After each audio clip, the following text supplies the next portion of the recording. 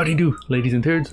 Welcome to this lovely video here. I don't know how long this is going to be, but I just kind of wanted to talk about games that I finished this year, 2021 so far. I don't know, I just want to talk about them. And so that's what this video is here for. If you want to watch along, then grab yourself a snack, sit down, make sure you use the toilet beforehand, and let's get right into it, shall we? So basically on New Year, of this year, 2021, I was literally playing Final Fantasy VII Remake, and I remember Sephiroth was kind of the reason that I got into Final Fantasy, right? Like his theme song, the way he looks, his long hair, he's metal, and like I wanted to learn more. And so when I played Final Fantasy VII, I learned about him, and then I remember I also watched the movie, and it was so cool. Like the cinematics were really well made, and then you finally see Sephiroth and that huge battle, and I was like, oh my god, this is so cool. I remember telling my brothers, wouldn't it be so cool if it got a remake and it looked like Advent Children? Like I remember telling him this, and we always thought about it and fantasizing. And then they showed the trailer in E3, and it actually looks like it. Like the entire game, no wait, it actually looks better than Advent Children. I remember telling myself, I'm never going to play this game ever again unless it gets a remake. And the reason I said that is because Final Fantasy VII was my first Final Fantasy, and I think maybe my first kind of like proper real RPG, and I enjoyed the game on the PlayStation 1. I had a hoot. But the thing is, like the final last part of the game, basically the whole thing with Sephiroth made me so angry. Like I remember I was streaming this, that took me another 10 hours just to take out, because and like I said, I was so angry because I'm like, how long is this gonna take? I want to defeat Sephiroth. And when I did, it felt so powerful, so I was like, oh my god, I did it. I worked for this and I finally did it. Alright, so I just checked. It's kind of funny. It took me 46 hours and 30 minutes apparently to finish Final Fantasy VII on the PlayStation 1, and the remake took me 47 hours to finish. So basically around the same time. But my brother came over, he brought the PlayStation 4, and so I was like, alright, I want to play something on the PlayStation 4. I don't get to, use it that often. And so I think first I tried Shadow of Colossus Remake, but then I kind of got lost in the game, and I'm like, alright, I'll save it for next time. And then I went right into Final Fantasy VII, the remake. And the thing is, I didn't have much time to, finish through it. I basically only had 4 days, maybe 5. And so when I learned that, I'm like, oh Jesus Christ, I gotta, play through it full speed. It's a little bootleg, I'll admit that it's, supposed to be separated into episodes. It would have been nice if all the parts were already finished, just so people and fans who've been waiting for it can finally play it. But we'll see. Maybe I'll make another one of these videos when that comes out. But yeah, the game itself, it was awesome. I like the characters. I learned so much more about Midgar, the world, Final Fantasy, basically Avalanche, the reason why they're doing what they're doing, Cloud, why he's there. They fleshed out all the characters. The environments look pretty. The music brought me little tears. I'm like, oh, it's so beautiful. But like I said, I had only a very limited amount of time, and I remember on the last day, I think I streamed for 15 hours or something. I didn't sleep. I made it to the Sephiroth battle, and it took me an extra 2 or 3 hours just to finish, because he's difficult. He was a difficult battle, but similar to the PlayStation 1 version, I'm glad that it was kind of hard. I was able to get through him, and it felt, I was like, oh, this is awesome, victorious, right? I earned this. I'll say I recommend it though. Like I said, I played it a few months ago, so my the details are a little rusty, but I just wish if I could go back again, I'd probably just 100% it, collect everything, get all the summons and everything, because that's how much I wanted to be in that world. And now I understand. I'm like, oh, this is how people felt when the original came out. And if you haven't tried it, give it a swirl. It's a good one. A few months have actually passed since I originally recorded that, and in that time I was actually able to play the Final Fantasy VII Integrate DLC on a PlayStation 5. And first of all, let me just say, the PlayStation 5 controller is pretty awesome. My brothers and I, we finished the Astrobot lab or whatever. I thought it was pretty cool. It's a nice little tech demo, right? Showing you what the controller can do, just how well the graphics are, how the new, PlayStation 5 UI is. But I was like, you know what? We should all play, the Final Fantasy VII DLC. I think it'd be awesome if we played together from start to finish. And my brother was like, yeah, that'll only take us about 5 hours. In reality, it actually took took us about 10 hours to get through from start to finish. And so basically, if you've played the Final Fantasy VII Remake and you're waiting for part 2, you need to play this DLC before then. So would I recommend it? 100% I would. It was awesome. I liked controlling Yuffie as well as her partner, I forgot his name, but they added this new feature where you can link both characters, both Yuffie and her partner, and do like this like special combined attack, and it goes up to like 6,000 damage every single time. And you know, another cool thing with the controls was that Yuffie,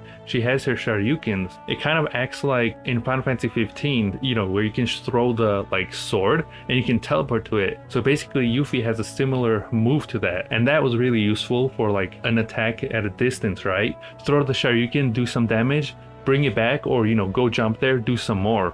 And what was kind of cool is they added this new minigame to the DLC. It's like it goes into like a full 3D little miniature like battlefield. Basically, it's kind of like chess. If you take out the enemy's like main control unit or whatever, then the game is over and you win.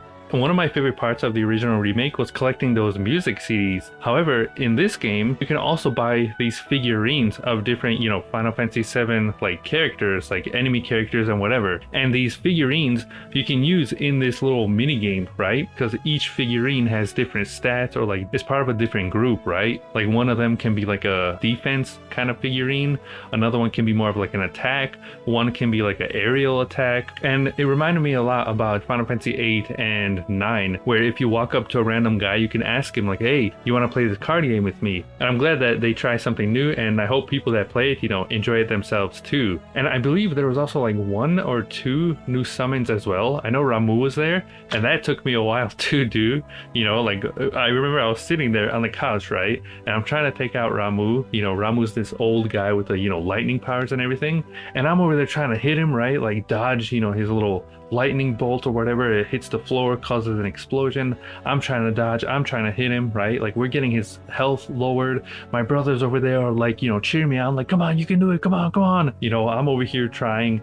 I don't know if it was like 30 minutes or an hour passed by, and I'm over here like full focus. I'm angry, trying not to throw the controller and like, you know, destroy something over here, right? That was, I think, the highlight of the DLC, was us trying to, you know, slowly, you know, like finish like this boss. Not only that, it was nice to see, you know, like Yuffie's story basically happened during, you know, the sections of Final Fantasy Remake Part 1. I thought it was pretty swell. I like how it ties together to everything, right? The lady, I forget her name, but the one in the red dress, pure turd, right? Like she's bootleg, but it was very satisfying taking her out. There was this guy, right? Like, I guess the final boss of the DLC, Edward Scissorhands Emo Edgelord the 4th over here, right? Like he's got like this thing on his mouth, right? He's got the black hair, his hands are like this, right? Oh, I'm not gonna hit you because I'm too good for you. And it was making me angry. Like I was starting to hate the game. You know, I was getting the same feelings as I did for Final Fantasy VII on the original PlayStation 1, right? Like this final boss guy was so bootleg, right? Like he had like these moves where you get hit and you barely have any life left, or your health starts to like automatically just lower, and you have to quickly like fight him and try to like put potions. And I don't remember if he healed too or not. I just know it was extremely annoying. It was pure bootleg and I hated it from start to finish. But finally when I killed him though, I was so happy. I was like, oh my god, you little turd, you waste of time. Like, you literal waste of time. You could eat my turd, right? He's still alive, of course. He comes, you know, to stab Yuffie, and then her partner took a bullet for her, you know, got sacrificed instead. Brings me a little tear because that was my boy. He was funny. I liked him a lot. He gets stabbed, taken away. I hate that guy. I'm telling you, that boss guy. Apparently he's from Dirge of Cerberus or something. I think they could have just kept him there, left him in Dirge of Cerberus, right? He can suck my ass. He was bootleg. If you have an original save from the Final Fantasy VII Remake on your PlayStation 5, you'll unlock, I guess, the true final boss battle. Maybe because I played it on the PS4 and not the PS5 version, right? Like, the game didn't accept my save as being like a real save, right? I was like, that's bootleg. Like, that sucks. I'm not gonna, you know, replay the whole game in like 1 or 2 days just to get this bootleg final boss battle. I'm just gonna look it up on YouTube. And then you got a cutscene at the end, right? I was like, oh, it's not over yet. And you see Barret, Aeris, Tifa, Cloud, and I believe they get a chocobo, like a farmer or something, gives them a lift and whatnot. And I think that's where they're gonna cross paths with Yuffie. She's like chilling on a chocobo, looking up into the sky, and you know, it's all relaxing. However, it got me again, gave me a heart attack. They showed Zack again, and I was like, oh, I can't. My boy Zack, you know, he's the original. He is Final Fantasy VII, at least to me. Zack is the main character of Final Fantasy VII. And so basically at the end of the DLC, you see Zack walking up to the church, right? He's nervous. He's like, all right, it's been a while, sending letters to Aeris. He hasn't seen her in a long time. Opens the doors to the church. There's like a lot of refugees and people just like in pain and hurt. And then it cuts. That's where it ends, right? Like the game just ends. There it is. I was like, you little turds. Gutless turds with your bootleg cliffhangers. And so my guess is they're two different like dimensions or something and they can't intersect, right? Maybe after like part 2 or 3 of the Final Fantasy VII Remake, Cloud and everyone else were at the cave or whatever the turret was called, where Aeris gets stabbed basically in the original game. My guess is maybe Zack is gonna walk in on that, right? He's gonna see Sephiroth come down, stab her, she's gonna die. Zack is gonna see that, gonna try to take out Sephiroth. Sephiroth is gonna kill Zack, right? So now Aeris and Zack are both dead, like in the original games, right? And then that's where the game continues. However, with how Final Fantasy VII Remake ended, like it's a completely different game now, right? Like it's completely shifting from the original PlayStation 1 release. Either way, I'm excited. I hope it comes out soon. If you love Final Fantasy VII, you know, give it a try. If you love the remake, give it a try. You have to give it a swirl. I had a good time with it, so I'd recommend it. If you want to watch, you know, the full playthrough, go take a gander at it on my YouTube channel. Keeping on with the themes of remakes, I was finally able to finish the Shadow of Colossus remake recently. Same thing, the game is gorgeous. I originally played it on the PlayStation 2 because I watched a movie with Adam Sandler. It was called Rain on Me. I think his character, he was some guy living in an apartment and he had this huge projector that, you know, his entire wall turned into like a screen. And that's the first time I saw Shadow of Colossus. He was, you know, playing that game. And I remember, you know, I bought it on eBay or something, and then I played it since then. I fell in love with the original game. It was awesome. I had a hoot. The bird Colossus is my favorite all the time. And so when the remake was announced, I was excited. I was like, this is cool. I gotta play it. The remake is pretty. It's real pretty. It's really well done. The controls are still as derpy as the original game, right? But everything else is just upgraded, like the visual graphics, everything. You also have achievements, right? Depending on how fast you defeat the Colossus, you get different items or whatever, I don't know. Now, because I played the game already once before on the PlayStation 2, I was like, you know what? I'm gonna play on hard plus mode, right? So I put Shadow Colossus on hard plus mode and I put a new game. I'm like, okay, this looks cool, you know, I'm finding the Colossus, I remember, you know, how to play, put the sword up in the air, follow the light, and, you know, go to the Colossus. I feel like the stamina was kind of like depleting faster, maybe on hard plus mode, I don't know if that's true, but it felt like I was being thrown off a lot more. Maybe my stabs weren't as impactful to the Colossus, I don't know. I felt like I had like a lot harder time than I did on a PlayStation 2, you know, getting through the game at least, I know that. For some reason, this time around when I was playing the remake, I was getting lost a lot. I was like, alright, I've spent like 2 hours trying to find this Colossus. I don't want to play anymore. And I just looked up a video. I'm like, where the turd is this thing? I found it and I was back on pace. I was like, okay, everything's going good.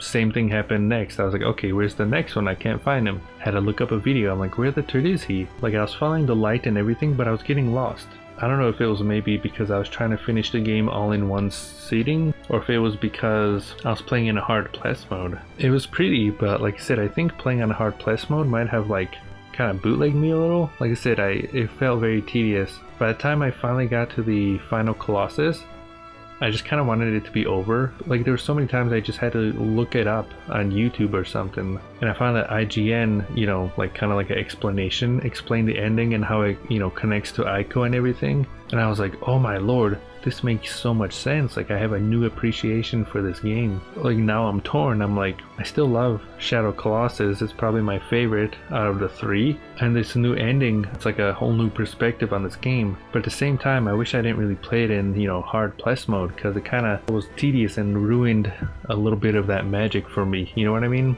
So basically around the same time, my brother also brought over the VR headset, but I did get to play another game, and it was Serious Sam VR. Basically, if you've never played Serious Sam, it's like an old computer game, right? Like an old PC game, and it's kind of like a first-person like shooter, and it's real derpy, like it's real cheesy. The dialogue is derpy, but there's like enemies everywhere flying at you, and you gotta, you know, take them out. It's kind of cool. It takes place like in Egypt, and it's got like its own story and stuff. So, you know, you put the headset on, right? And it's kind of like Half-Life Alyx. You can choose to walk with the thumbstick, where you're going just straight. That's kind of how I did it. You have to get used to it a little bit because it's kind of tricky. Basically, you're in the world, you're teleported there, and so these temples, like this location you're at, right, like Egypt and, you know, the pyramids, they're huge.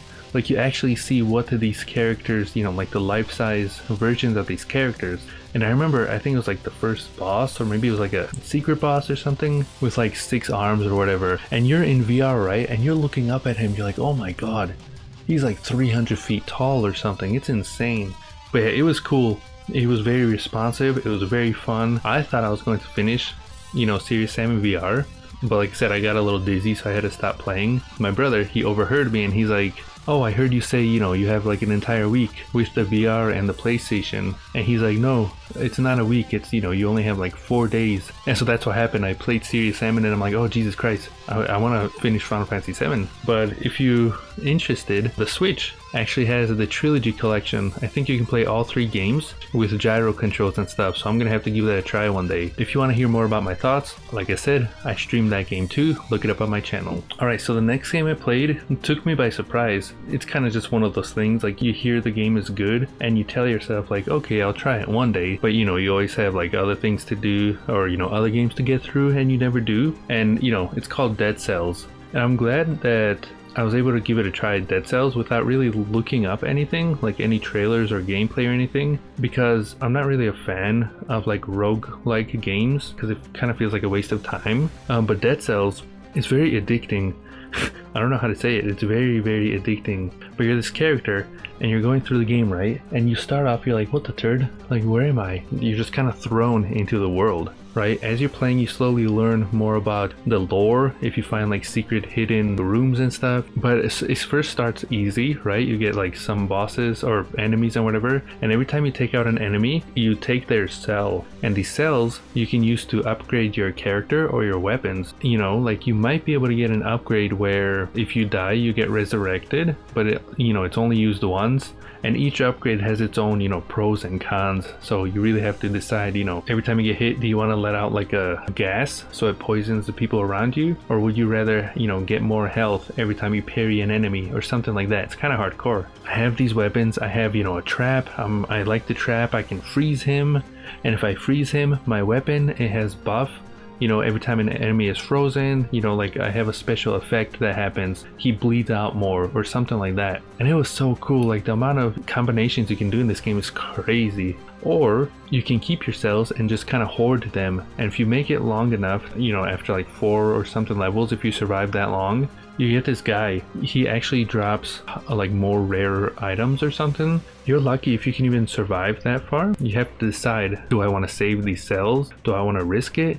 There has been many times when I had like 100 cells, right? And I was waiting for this guy, because I'm like, all right, I want to upgrade, you know, rare weapons, so it's a little easier for me to, you know, take out these bosses. And I remember I was right there, and the room before it was like a boss or something. I think I was like 1 hit away or something, and he completely killed me, and I lost all my cells. It was pure bootleg. The thing that's bootleg though is you can't upgrade your weapons or character whenever you want, and you have to hope that, you know, the next room you're in isn't a boss battle, but it's a room that can upgrade you and also heal you. And you can find different doors, maybe like 2 or 3 different doors in this level, right? And you can decide, okay, do I want to go to the plant-based level now, underground level? Do I want to go to the garbage level or something? You have to decide for yourself. Like there's some levels I hate, There's some levels that are easier than others. There's some levels that, you know, the enemies are pure turd, and I try to avoid them. And as you're going through these enemies, some are easy to kill, some require a special weapon, some are invisible, some have traps. I think there's like maybe 10-15 levels in total, and like I said, you know, you start off once and it branches out. But basically, if you survive to the end and you make it to this guy called the Hand of the King, and this guy's he's the final boss basically, and I'm like, oh, I finally made it, you know, final boss, I'm gonna finish this game. It took me like 2 weeks of playing, you know, non-stop. And it was bootleg, right? I got killed by the guy, and like I said, there's no quick save, there's no checkpoints. If you die, you go all the way back, right? Like getting to him alone is like an hour and a half or something, depending on how fast or how careful you want to be. And so I failed a few times, and then I finally killed him, and I'm like, Chefy, I did it! And then I realized, oh wait, what is this? And now you're just a head, like a floating head rolling around. You get back, you fall, you go into your body, and now you have a new power. This entire time you're able to attack with weapons and stuff, but now you defeated, I guess, the final boss, and you got a new power. You can throw your head at people and attach to them and take them out. But now, this place that you're so familiar with, right, this upgrade station, it's completely different, and you realize that whole thing, that whole section is like tutorial mode. And I was like, oh no, how long is this game? I was like, I'm never gonna finish this. There's like a room somewhere, and it was like, it mentioned there's like 5 or 6 of these boss cells. It changes the difficulty. It's like, all right, you have one boss cell unlocked, you can open these special doors, but at the same time, enemies are going to be harder, and you know, you can't get healed at every single weapon station or something. And it's a very good game to like kind of just pick up and play too. If you want to learn more, I stream the game too. I have a playlist on my channel, go check it out there. Celeste on the Switch, it's kind of similar story to Dead Cells, right? Like, I heard of Celeste for 100 years. I hear it's a good stuff, but like, I didn't really feel like playing it. Like, and then I remember I was watching Games Done Quick, and they were playing Celeste. Look how fast you can move, like, oh my lord, right? The guy was moving at full speed. I remember I stopped it right there. I'm like, okay, I don't want to get spoiled. I don't want to see any more. I'm gonna stop right here, and I'm gonna play the game myself.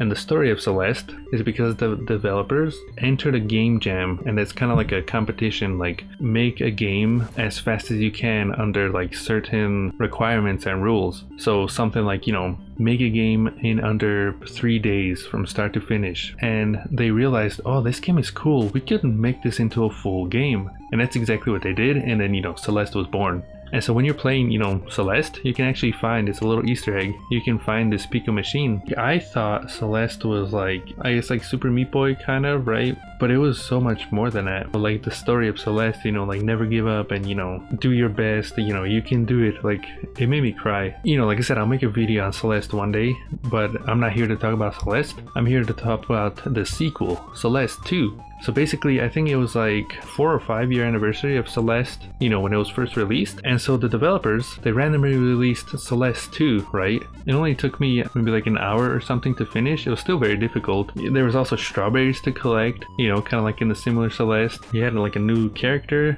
and you had a grappling hook this time. Like, it was throwing me off. I'm like, oh my lord. You know, Celeste was hard as is, but this, with the little grappling hook, made it like even more brutal. I was like, what the turd? The game is free though. If you want to try it, you know, just look up Celeste 2, Lani's Trek, and you'll be able to find it there. My favorite Silent Hill game is probably the original. That's kind of the game that got me into horror too, fun fact. And, you know, basically streaming. I'd be a completely different person if it wasn't for Silent Hill, and, you know, Final Fantasy 7 as well. But yeah, I replayed the original Silent Hill if you want to see that. I played Silent Hill 2 as well on the stream for the first time. That was a good one. Silent Hill 3, I did the same thing. If you want to see that, that was a good one. And then Silent Hill 4. And I was like, you know, I miss playing Silent Hill. And then I was looking through my game list, and I'm like, wait a second, I actually have Shattered Memories for the Wii. I was like, I hear this game is pretty good too, and it's kind of like a remake or reimagining of Silent Hill 1, but it's kind of like one of those games you have to play like multiple times, not only just to get different endings and different scenarios, but also just to, like, I guess, appreciate fully. Basically, at the beginning of the game, you have to answer as truthfully as possible, and the questions were something like, you know, do you make friends easily? True or false? Does having a drink help you relax? True or false? Do you always listen to other people's feelings? True or false? You know, like stuff like that. And going back to Silent Hill, you know, I was kind of thrown off. I was like, you know, that doesn't look like Harry Mason. But overall, by the end of the game, I was like, oh my lord. In my brain, I was like, oh, this is hardcore. Like, how the turd? Like, I really need to replay this game now and choose something else just because I want to see what happens at the end. What I thought was bootleg though, you don't really have a weapon in this game. In Silent Hill, you have a gun and a crowbar and everything. You can take out enemies. In this game, I think all you had was a flashlight, right? And basically a cell phone. And you know, you can approach a ghost or take a picture of a ghost or something and you get like a flashback. You're walking around, I think it was like this forest or something, and then you get like a voicemail or a text or whatever, and it's like, yeah, you know, like this girl, we threw her in the river or something and she drowned. And then as you're playing through the game, you know, you take a picture of a car and yeah, I'm really excited to go with my friends to this forest. I was asking my mom if I can go, but she says, you know, I gotta be careful or something. And then, you know, you're in the school or something, you take a picture of a poster and you can actually call these phone numbers. And then you connect the dots, right? And it's like, oh my god, like this whole time they're talking about the same person and you see what happened to her and why. And it's kind of hardcore. And I think as I was waiting, I was just kind of playing around at the pause screen, the menu. And there was one thing that was talking about like how the cell phone works, right? And if you look closely, you can actually see a phone number. And I was like, hold on. You know, that's Konami's phone number. Is that an Easter egg? Will something actually happen? And it does. There were some gimmicky things, you know, you had to swim like this with the Wiimotes and whatever. You had to move the whole motion controls. It was a little weird. It's not as good as the original Silent Hill, but it's a pretty swell, I guess, reimagining. It's kind of its own thing.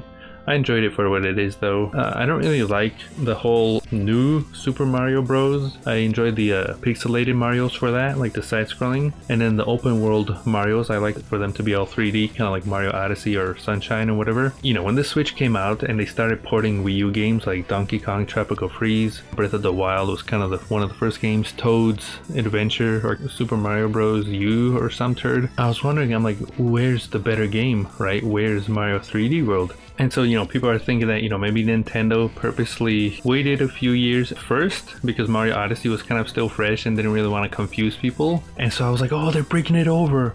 But is there something, you know, more? Is it going to be more than just a port? And also, how are they going to do the whole Miiverse thing? And I was so excited because Super Mario 3D World on the Wii U is such an awesome game. I had so much fun with the game. Like, there's so much content you can do. It's probably the best multiplayer Mario game that I've ever played, right? It was like basically collectibles. You can get like 7 different things in each level. A flagpole, if you get to the top, you get like a, you know, something special, like a mark. So basically finish the level with Mario, you get a mark. Finish the level with Peach, you get a mark. Toad, Rosalina, Luigi, you get a mark, right? Every time. There's stamps you can collect and post comments in the Mario 3D World section. It was really cool. I love Miiverse. Want to make a video on that too one day. Let's say your goal is to collect all the stamps in every single level throughout the entire game. You get a secret world. Like a new world comes out with more levels. Let's say you collect all the stars in every level, you get another secret world. Let's say you get the flagpole every single level, you get another new world. And they just kept going, like the worlds and levels, the amount of creativity and just how pretty this game was. I 100%ed Mario 3D World. It was awesome. I'm not here to talk about Mario 3D World, I'll have to make a separate video for that. I'm here to talk about that new expansion, Bowser's Fury. And so when the Switch version came out, I had a chance to play it, right? Bowser's Fury was just one giant open world stage, basically, right? I guess kind of like what they did with Mario Odyssey. So basically, Bowser, something's wrong with him, but he seems like he's got like oil on him or whatever.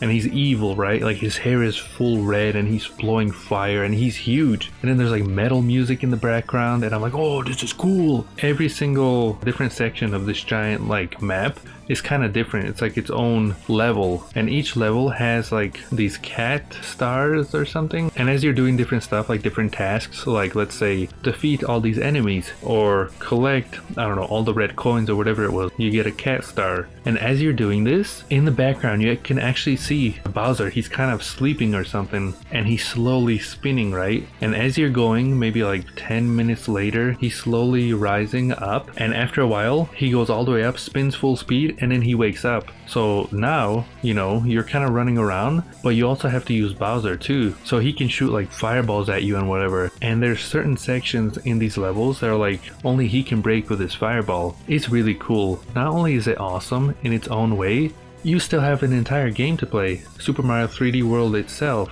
If this is your first time playing, Super Mario 3D World and you don't know if you should get it or not, I'm telling you 100% you have to get it. I talk very highly about Mario 3D World. It is such an awesome game.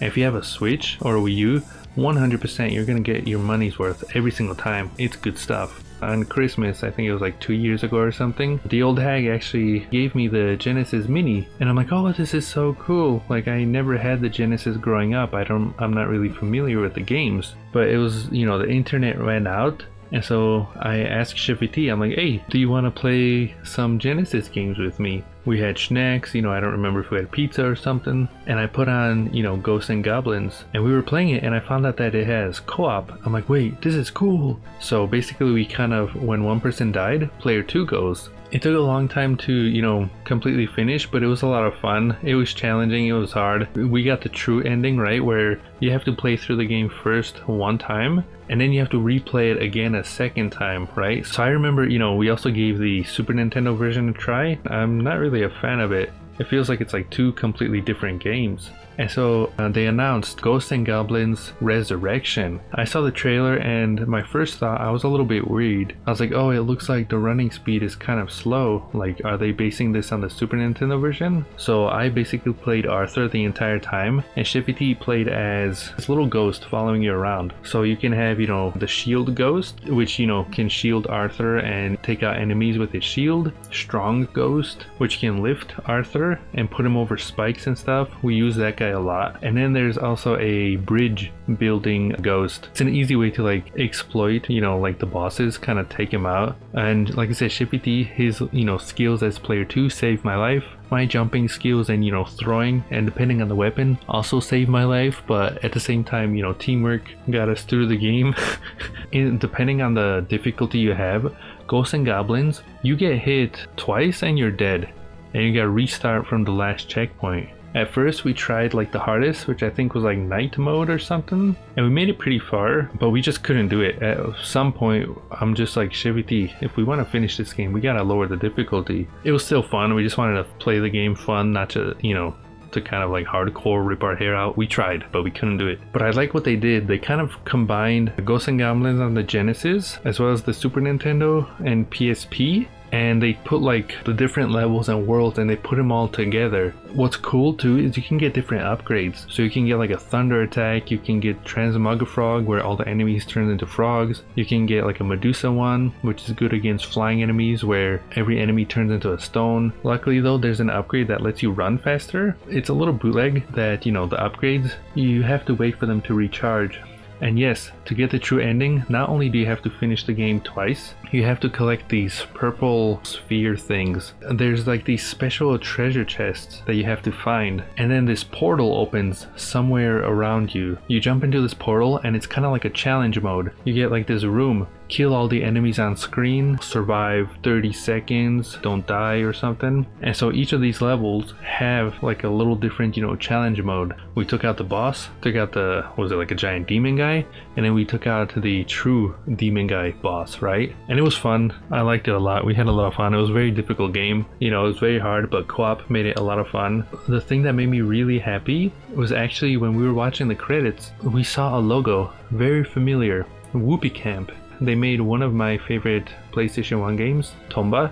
I don't think Tomba 2 did very well, even though those games are awesome. And after they made Tomba 1 and 2, they kind of split, like the company was no more. And so yeah, when I saw Whoopee Camp, I'm like, whoa, Chevy T, do you see that? Like, that's Whoopee Camp. And so Chevy T and I, for years, we've been saying, we're like, maybe one day Tomba 3 will come out, but maybe a 16:9 remaster or something, right? Like, just leave it as that. Overall, the game was awesome. We finished it recently, actually. Took us some time, but it was really, really cool. The original Plants vs. Zombies, I fell in love with a long time ago. I don't remember when I played it, but I grew up with PopCap games. Basically Dynamite Deluxe. That's one of my favorite games ever made. I know they made like this Fishing Frenzy or something. They made this pizza game. I think they made Peggle. But the game that was kind of like really popular was Plants vs. Zombies. And so the idea of Plants vs Zombies is kind of like a tower defense game, except you're the plants and you're trying to, you know, defend your lawn against these zombies. And different worlds, right? You start out as a lawn. Some levels are like at night, some levels are, you know, in the water and stuff, some are on the roof, and depending on the level you have like different obstacles you have to get through. So Plants vs Zombies became very popular, became like a huge franchise. And I remember reading somewhere that the developer, he's like, all right,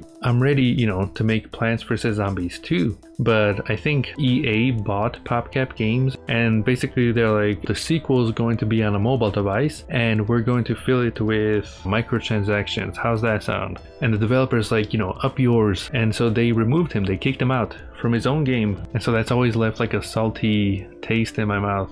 I got this like phone emulator on my computer and I'm like, all right, I want to try this, right? I want to see if this works, and you know, I just want to play the game. And so I downloaded the sequel, I put it up on this emulator, and I'm like, all right, let's give it a swirl. Let's see how this goes. Like at the beginning, I was like, oh, this is so cool. It continues the story with Dave. He's the guy you buy stuff from in the original, but now he has like a full story. Like his car is like a time machine or something, and he gets the coordinates wrong or something. And so he goes all the way back to like the Egyptian days. The Egyptian levels like themed like Egypt. The pirate levels, like, you know, they're all themed. The enemies are also themed. There's new stuff. There's new plants. Like it feels like a proper sequel. I'm like, oh, this is awesome. Like I was having so much fun.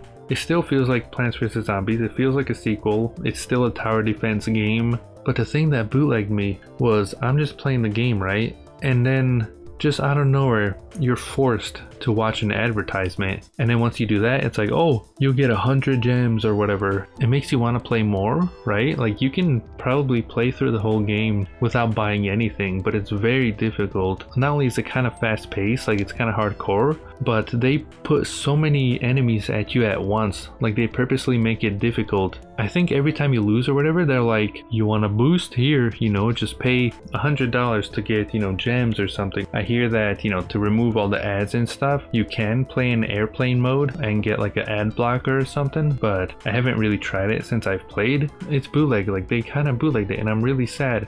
I was looking forward to playing this, and I'm just really sad with what they did. What doesn't make me sad is Crash Bandicoot 4. It's about time. You know, I grew up with Crash Bandicoot, Crash 2 and 3, one of my favorite games ever made. And then when the Insane Trilogy was announced, I was like, all right, I'm gonna 100%, you know, the Crash Bandicoot trilogy on the stream, and I'm going to make a review for every single game, and it's going to lead up to the Insane Trilogy, so it's fresh in my mind, right? And I did that. I made a review for Crash Bandicoot, and I like how it turned out. It's one of my favorite videos. Basically right now I need the room finished, you know, the shelves and everything. I need them built so I can start bringing the boxes into the room, unpack everything so I have, you know, my game room, you know, ready. But to do that, you know, trying to save some cash, you know, thanks to Patreon boys and all that stuff, right? And then after that, I'm just going full hardcore, right? Like I want to make videos on, like I said, the Crash Bandicoot reviews, Sonic, Mario, Zelda, Metroid. There's so many anniversaries, Pokemon. Anyways, that's that, right?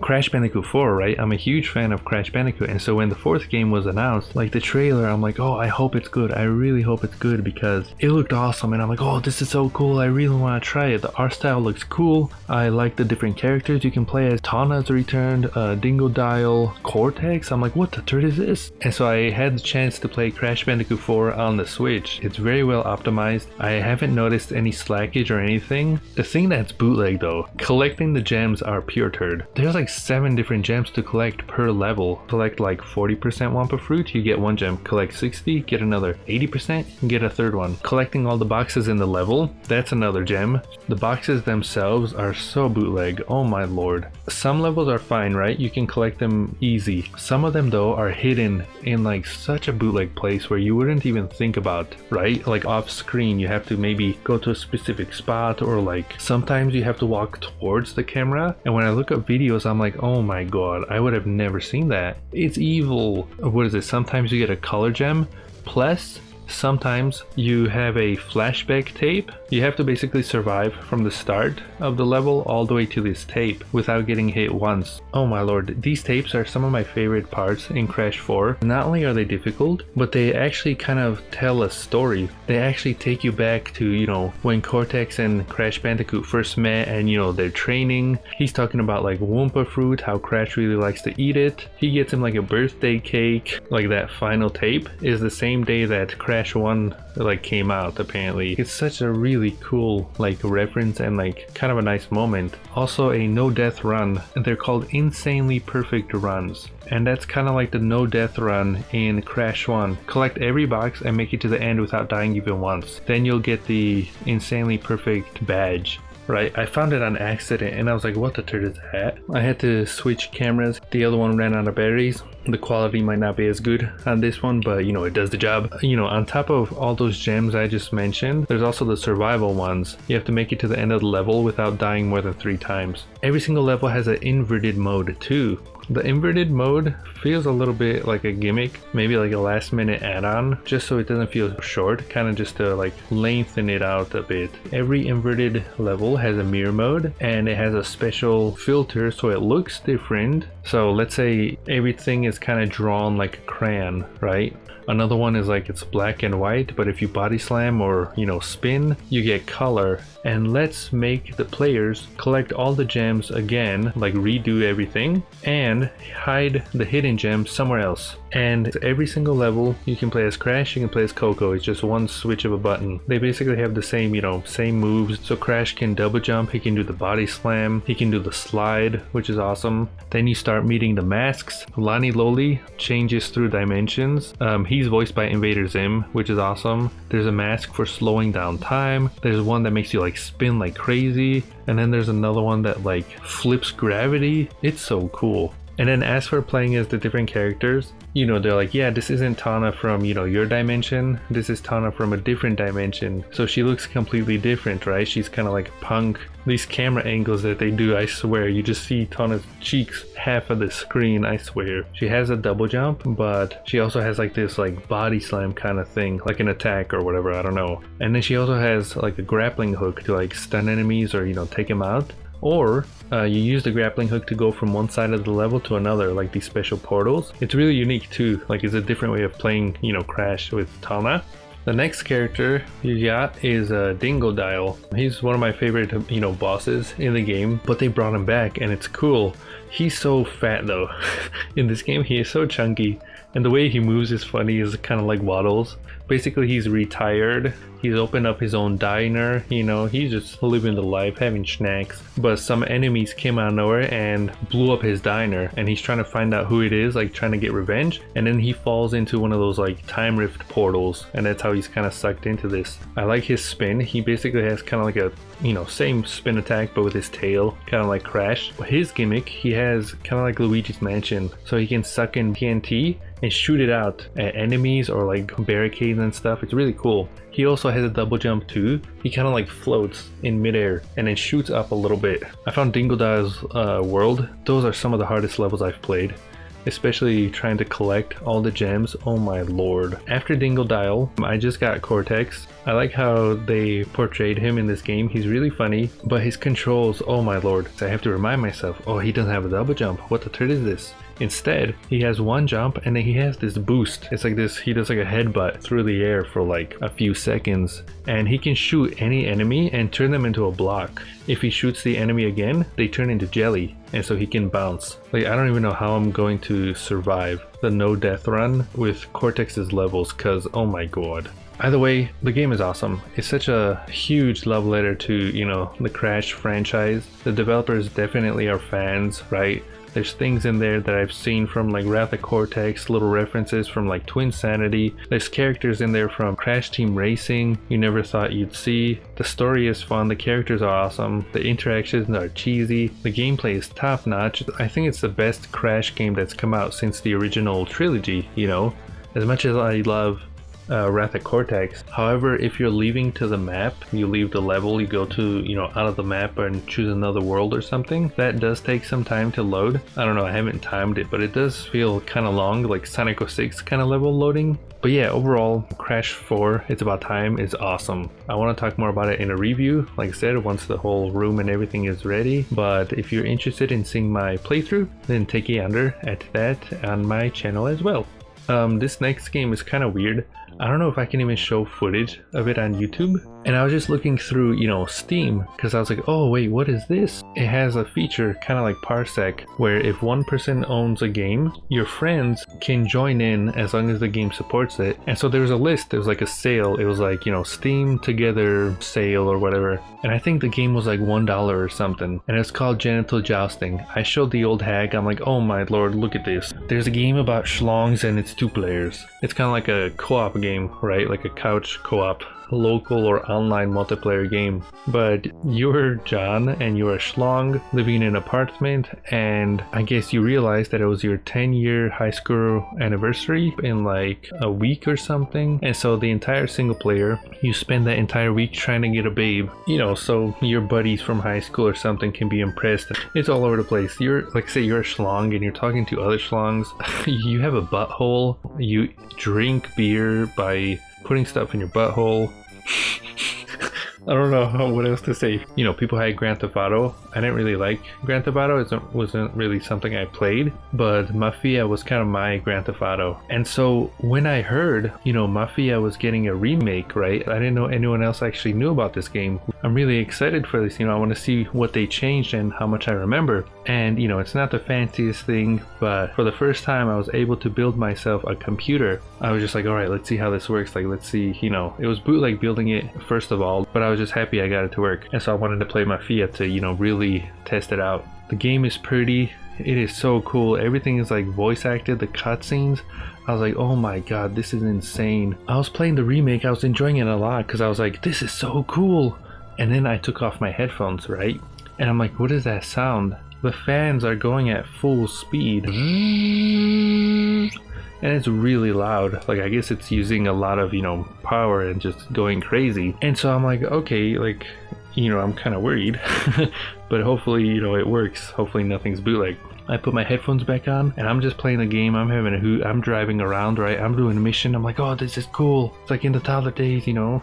And as I'm playing, the screen goes black. I'm like, wait, what? What happened? I'm trying to press buttons. I thought maybe the cutscene froze, maybe the game bootlegged and it's loading for 100 years. I completely restart my computer, turn it back on. I'm like, okay, that was weird, whatever. Try to start the game again. I'm playing, everything's all good. And then it randomly did that again. So I don't know if maybe the graphics card or something in there is, you know, maybe bootlegging. But, you know, it's okay. As long as I can edit videos and it doesn't, you know, blow up on me. Hopefully I can, you know, try it again sometime in the future. Hopefully it'll, you know, it'll fix. I don't know. And it doesn't bootleg. I think it might have been my birthday actually. Yeah, I'm pretty sure it was my birthday, right? And my aunt, like a late Easter present or something, like a holiday, she gave us each 20 doll hairs, you know, like, here, you know, buy yourself something nice. And we went to, like, I don't know if it was Walmart or Toys R Us or something, and you know how they have games behind like this giant glass door or something, you know, like we were walking around, right? And I'm like, that one right there, that cover looks awesome. So I saw that like staring at me right there for the original Xbox, but it was rated like T for teen or something, right? Like it was like, you gotta be a big boy to play it, right? I don't think anything caught my eye. Like I kept coming back to it. I'm like, I'd really like to play Destroy All Humans. I think the game was like $40. We went there with our dad and he, you know, threw out an idea. He's like, oh, okay, each of you have, you know, $20 from your aunt. Give me the $20 and I'll use that to buy, you know, the game. He took 60 from us. So he kept the other 20 or something. Many years later, we look back and we're like, hold on, I think we got bootlegged. But anyways, you know, I remember I came home, got Destroy All Humans, and I played it. And it was awesome. You play as this alien, right? It's like an open world, like, adventure game. And there's like side quests you can do, there's collectibles you can get, there's weapons you can unlock, right? You can get this weapon where you shoot it at a person and it makes them like poop diarrhea, right? They're running away and they're like pooping themselves, just and then their brain explodes. And you can collect their brain, right? And you can use it, you know, to upgrade your other weapons. It's awesome. Not only that, there's like different sections. Like you can be in a UFO and fly around. You can destroy, you know, things. I really like the game a lot. Like you have these powers. Like you can use telepathy. You can talk to like cows or animals or read what people are thinking, you know, their mind. You can transform into different people, right? Anyways, there was a remake announced, like modern graphics, like a complete remake of Destroy All Humans. Looks crazy. All the cheesiness and all the charm is there, right? And you walk into like Turd. It's kind of funny, and then you take out like a farmer or something, and then you get the police coming on you, and then you have to go into a UFO and just like blow them all up and stuff, and it was awesome. And like I said, I was really getting into it, but I was like, you know, I gotta edit or like work on the desk or something, I don't remember. So I only played like a one level, but I know I liked it a lot, and so I'm definitely going to be, you know, returning to the game, especially now because it was recently announced that it's coming to the Switch. I just hope that it runs smoothly, right? There's no frame rate issues. I'm guessing they're going to like really optimize it to run smoothly on the Switch. I don't know. It just looks awesome. One more thing. And a few months after recording that footage, I actually received the Destroy All Humans Crypto 137 edition as a gift here from my brother. And you see how huge this figurine is and this backpack, right? The head is almost as big as my head, so I can give it that. You have like a eye-popping toy right here, right? This figurine is the main thing itself. This backpack you put on your back and zip her up. The game itself, of course, for the PlayStation 4, and the DLC codes for the different skins alongside these lithographs. You open it up and you get these different pictures from the game itself, right? It's pretty awesome. I thought it was cool, and I just wanted to show that here in the video. If you want to see the full video, I'm going to be uploading a unboxing of this later on, so be sure to watch that if you are interested. And I just want to say thank you to my brother for sending this over. It was probably like $1 million. He didn't have to do this for me, but it's much appreciated. There's actually 2 special editions for the Destroy All Humans remake, right? There's this one, this giant box version with the figurine, and then there's like the second one with this UFO figurine. In the future, once my studio here is finished, I'm definitely gonna have these items out on display because they are just so cool, right? With that said, Jakub, take it away with the next game. One more thing. And so I was literally just about to export this video and send it over to YouTube when I noticed that THQ Nordic was celebrating their 10-year anniversary with a live stream. Basically, Destroy All Humans 2 is getting a full-out remake just like the original did here. You know, the first one caught me off guard that people played this game growing up just like I did, and that, you know, it received not just a remaster or port, but like a full-on remake from the ground up. And so I'm not surprised that they decided to do the same thing with Destroy All Humans 2, right? And what's cool is that they used Rammstein, a German metal band that I've been listening to for a million years. They used one of their songs again in the reveal trailer, just like they did for the original game. That is awesome. Destroy All Humans 1 basically took place, I believe, in the 50s, and then Destroy All Humans 2, if I remember correctly, took place, I think, in the 60s or 70s, right? I only played number 2 for about like a few hours because I had this original Xbox I found at a thrift store. It stays on for like 2 minutes and then it randomly turns off. Sometimes it does that after like 5 hours. Sometimes it, you know, doesn't turn off after the whole day. And so I couldn't really play the game as much as I wanted to without the original Xbox just randomly turning off. The timing couldn't have been perfect, right? I was talking about Destroy All Humans. I got these, you know, figurines here as a gift. And now Destroy All Humans 2 remake, like, and maybe I should make more videos on games, right? And then who knows, maybe like a week later, a remake will be announced for those too. Sega, I'm still waiting for Jet Set Radio Future. Now, I'm excited for Destroy All Humans. I'm excited for that new SpongeBob game. This is awesome. You know, Destroy All Humans fans, rejoice because our boy is back, right? After a million years. And like I said, I feel like a toddler all over again, right? Like we got Mafia, we got Destroy All Humans, we got Crash Bandicoot, Spyro, Ty the Tasmanian Tiger. All I need now, I think, is like Turok Evolution, Jet Set Radio Future, and maybe Tomba. You know, those are like the games I grew up playing. Anyways, I don't think there's going to be any more surprises here. So Jakub, take it away with the next game. The next game I played was Cyber Shadow, and it basically looked like Ninja Gaiden. I was like, oh, I love Ninja Gaiden on the original NES. I really want to try Cyber Shadow. I hope it's, you know, similar, like it's funny and, you know, it's awesome. There's a story. Apparently you're like I think like a cyborg, like a ninja or something, and you're very injured, so you don't have all your, you know, weapons and items and abilities at the beginning. And then as you're playing through the game, you know, you learn more about like what's going on. I don't want to spoil anything. If you want to play it, go ahead. The main thing that really bothered me was just how slow the character ran. In Ninja Gaiden, it felt like, you know, you were running at least 2 times as fast. It was, you know, probably done on purpose, but like I was like, can't you like speed up the game a little bit or at least run? Later on, like the final upgrade you get is a run. Instead of having like a button to hold to run, you have to like click 2 times to activate the dash. It's kind of bootleg. And then the thing was also, the game was very hard too. Like it was very difficult. It took me a few months to finish because I felt like, you know, it was kind of tedious. And I was like, alright, I'm making progress. I need to finish this. You know, it is what it is. It was an okay game. If you want to play a ninja game, I'd highly recommend The Messenger. That game was a million times better. So back in the toddler days, I grew up with Turok Evolution, right, on the original Xbox. Jet Set Radio Future and Backyard Wrestling, those were our multiplayer games we would play non-stop, right? Some people had Halo, we had Turok Evolution. And so when I heard that, you know, Turok, the original, was getting a remaster, I was like, oh, this is so cool. I hope they do Turok Evolution too. As of right now, making this video, only Turok 1 and 2 have been remastered. So basically I started this remaster in March 2019, right? And I remember I was playing it and I was having a hoot.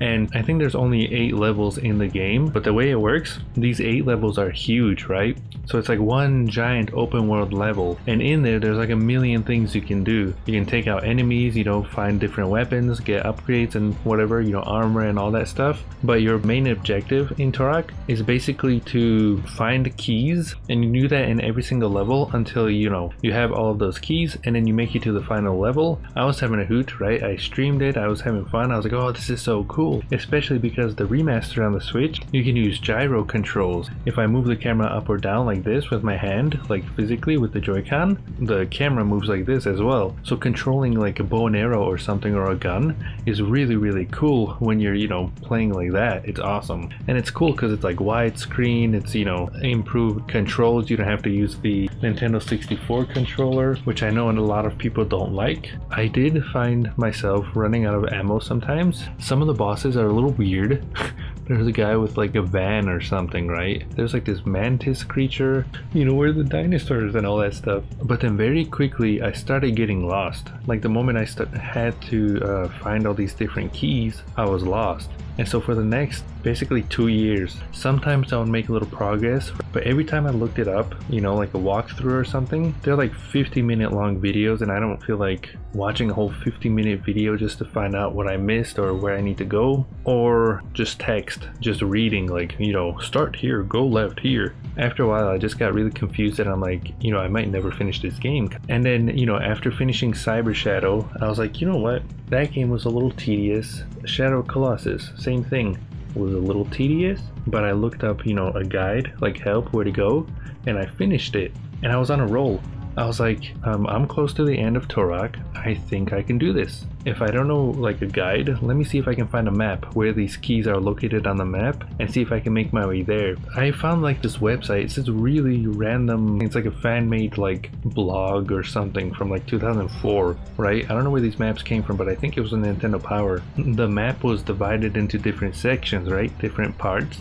And everything was labeled. Like, it was very neat, it was very organized, and basically after that it took an extra like 6 hours, but I did it. Not only did I finish the game, but I also collected like a secret weapon you can get in Turok. But I feel like the game was ahead of its time, like the way the, you know, map worked, and with different caves and different sections, you know, traps and like secrets and stuff. And I really like that they added achievements to finish the game under 3 hours or something, or, you know, beat the boss, whatever.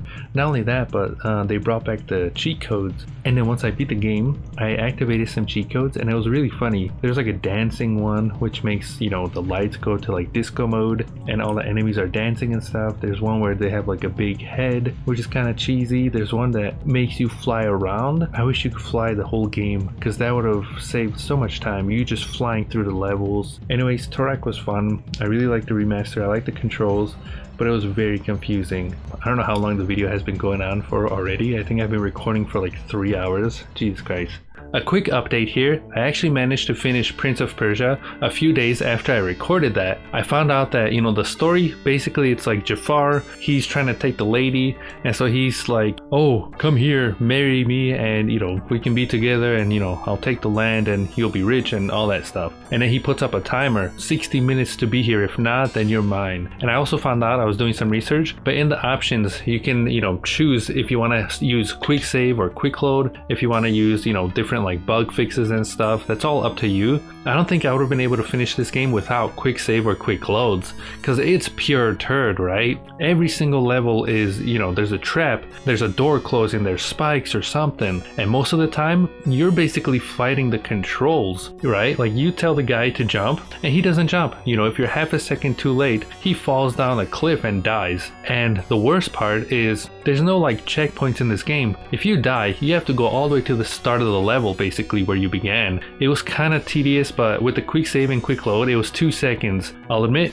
that might not be like a fair way to play the game, but then again, this game isn't really fair either. I don't know how people back in the day were supposed to finish this game in under 1 hour with, you know, not only just a time limit here, but also because how difficult it is too. You probably had to, you know, master the game if you wanted to, and maybe even write down like a map, right? I barely made it to level 5, and there's 13 levels in total, right? Like, I don't think I was gonna, I tried so many times, but I couldn't do it. And luckily, this game, it also has like a feature in the options where you can disable the time limit altogether. So, you know, you don't have to worry about that. But, you know, after finishing it, I kind of appreciate it a lot more than when I started. But I liked it. It's just, you're fighting the controls most of the time. The music was awesome. I enjoyed it. It's really cheesy, you know, the graphics are kind of like simple nowadays, right? But I think it was, you know, ahead of its time, and I'm glad people were able to port it so I can play it, you know, on my modern computer here. Not only does this website also have, you know, the original Prince of Persia on DOS, it also has the sequel, Prince of Persia 2. This game is like a huge upgrade compared to the first. Imagine that, like the title card that you saw in the original game, the whole game looks like that now in Prince of Persia 2. Not only that, there's also cutscenes now that are fully like, it looks like they're animated, but they also have like voice acted, you know, all the characters. Don't worry, my dear. He won't get far.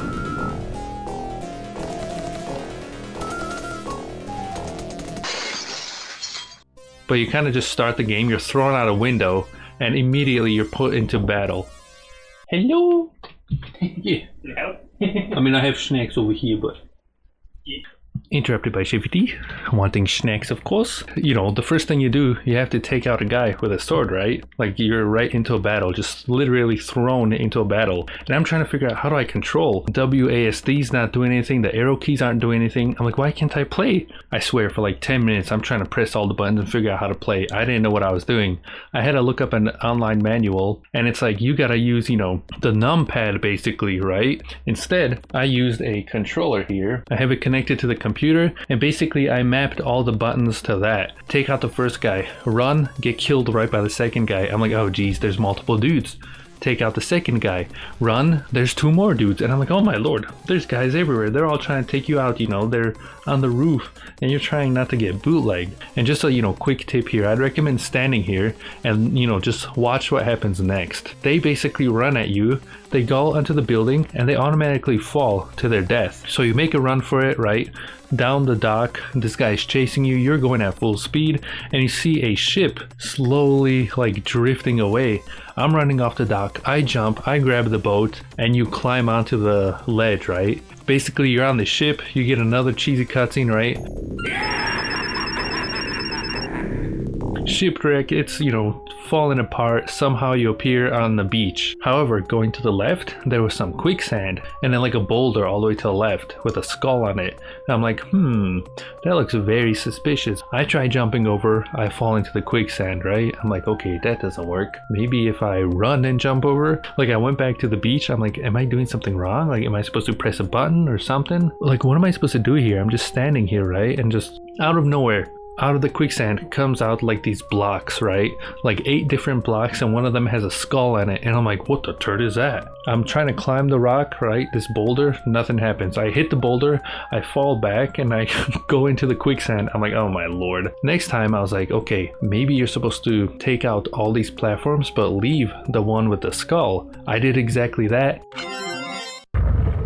You hear a cheesy sound effect and bam shalam, skull boulder opens up and you're in a cave. I did it! I solved it! You know, this is cool! You're walking by and now there's new kinds of traps. You have like these touch sensitive stones, and I was thinking to myself like, wait, what happened? Where did I lose health? Like, until I look closer and you notice that these little things are shooting you. You keep going farther and you see there's like a lava pit. I jump over this cliff, but if you're even half a pixel off, you fall right into the lava. I go here, there's a health potion. I go here, there's another skeleton, right? He comes to life. This game also has like the, you know, when you jump onto the ceiling, and the ceiling is a little bit like wobbly, right? And what usually happens is, you know, you get stunned for maybe a few seconds and then you can walk. What happened to me here though? My character froze. I'm pressing all the buttons and I can't move. Luckily for me though, there's a save system now in Prince of Persia 2. I thought this save feature would be kind of like the quick save in Prince of Persia 1. It's not. So it doesn't save your progress in the level. You restart back at the beginning of the level.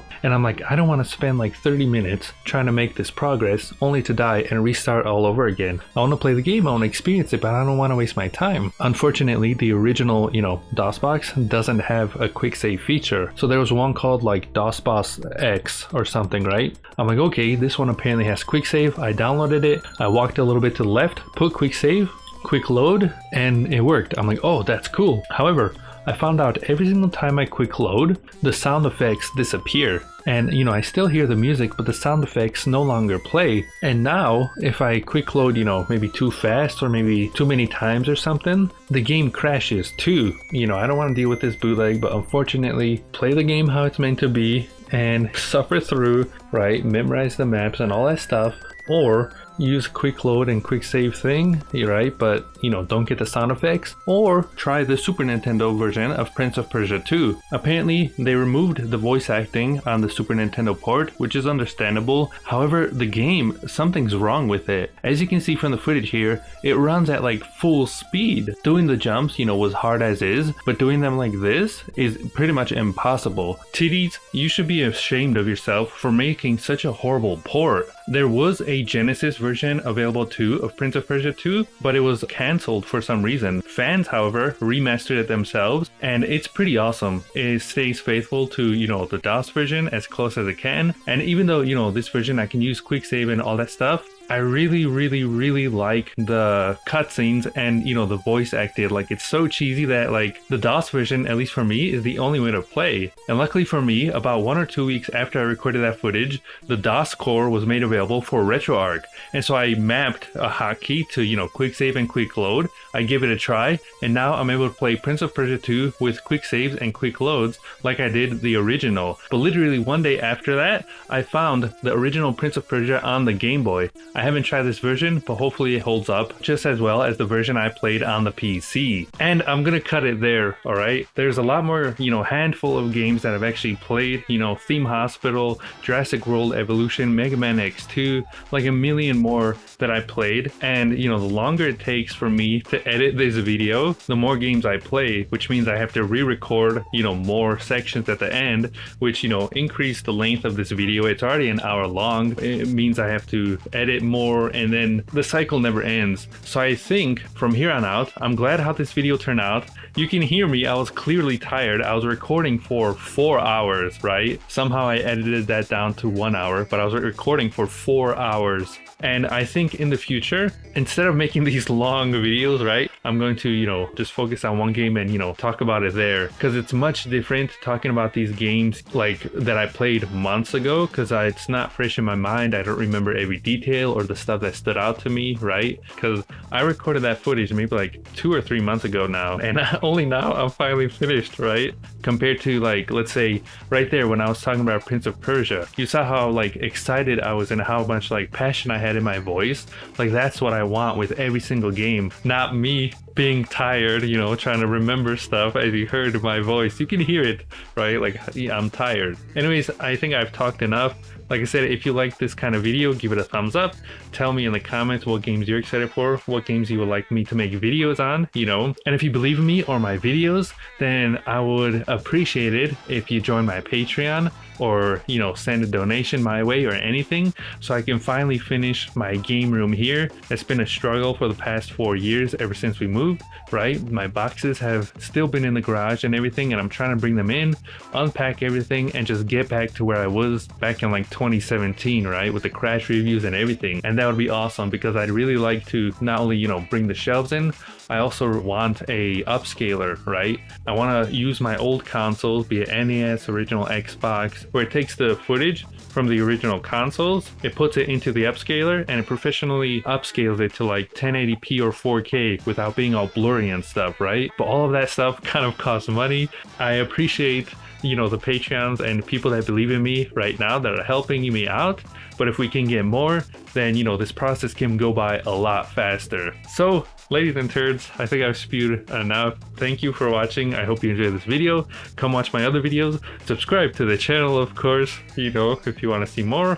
And I'll see you on another lovely video. Goodbye, everybody. Goodbye.